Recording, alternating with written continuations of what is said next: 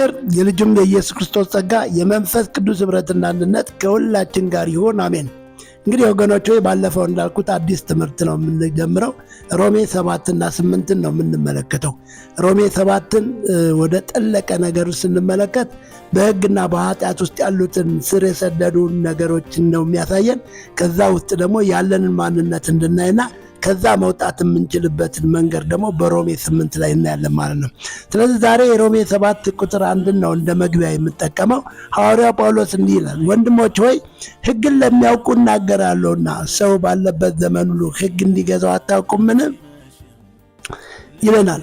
ስለዚህ ይህንን በጥያቄ መልክ ነው የሚያቀርበው ለሁሉም ሰው ማለት ነው። እና ሮሜ 3 ደግሞ 19ና 20 ላይ እንደዚህ ይለናል፣ አፍም ሁሉ ይዘጋ ዘንድ ዓለምም ሁሉ ከእግዚአብሔር ፍርድ በታች ይሆን ዘንድ ሕግ የሚናገረው ሁሉ ከሕግ በታች ላሉት እንዲናገር እናውቃለን። ይህም የሕግን ሥራ በመስራት በእርሱ ፊት ስለማይጸድቅ ነው ይላል። ኃጢአት በሕግ ይታወቃልና ይላል። ስለዚህ የእግዚአብሔር ፍርድ የሚለውን ስናስብ ምን ያክል ከባድ እንደሆነ ሁሉን በሚችል አምላክ ማንም ሊያው በማይችል ብርሃን ውስጥ የሚኖረውን አምላክ ፊት በፍርድ መሆን መቅረብ ማለት ምን ያክል ከባድ ነው። እስኪ ፍርድ ቤት ችሎት ላይ እንመልከት። የሞት ፍርድ ሲፈረድ፣ አንቀጽ ሲዘረዘር፣ ሕጉ ሲብራራ ምን ያክል ያስፈራል። ይሄ የሥጋ ሞት ነው። ለዛም እንግዲህ የኛው ደግሞ በእግዚአብሔር ፍርድ ማለት ደግሞ የዘላለም ሞት ነው።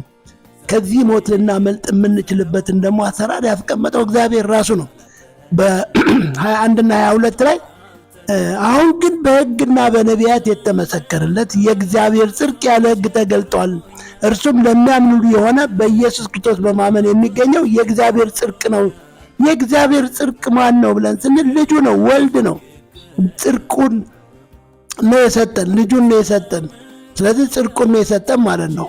በዚህ ነገር ላይ የእውነት ለመናገር በልጁ በኢየሱስ ክርስቶስ የተሰራልን ስራ አምኖ በመቀበል እንጂ የሕግን ስራ በመስራት ሰው ሊጸድቅ እንደማይችል ማወቅ ያስፈልጋል። ይሄ ነው ዋናው መልእክቱ። ነገር ግን አንድ ነገር ማሳሰብ እፈልጋለሁ። እግዚአብሔር አብ ልጁን ሰጠ፣ እግዚአብሔር ወልድ ራሱን ሰጠ፣ ነፍሱን ሰጠ፣ እግዚአብሔር መንፈስ ቅዱስ ደግሞ በእኛ አደረ የሚለው ይሄ የአብ የወልድ መንፈስ ቅዱስ አሰራር ወደዚህ ኅብረት እንድንገባ የሚያደርገን በር እንደሆነ እንድንረዳ ያስፈልጋል። የሚቀጥለውን ትምህርት እንድትከታተሉ ጋብዛቸዋለሁ። ተባረኩ። ሻሎም